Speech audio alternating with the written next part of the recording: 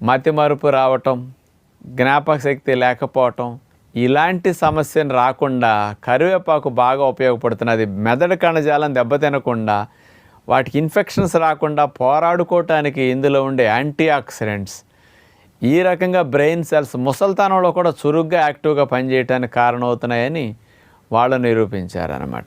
మూడవ పరిశోధన 2014 సంవత్సరం తమిళనాడులో జరిగింది, మన ఇండియాలోనే.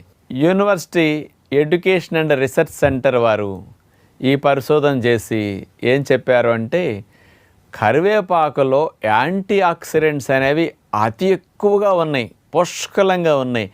అందులో ఉన్న యాంటీ ఆక్సిడెంట్సే అసలు మెడిసినల్ ప్రాపర్టీస్కి, ఆరోగ్యాన్ని సంరక్షించడానికి అద్భుతంగా పనికొస్తున్నాయని నిరూపించారు.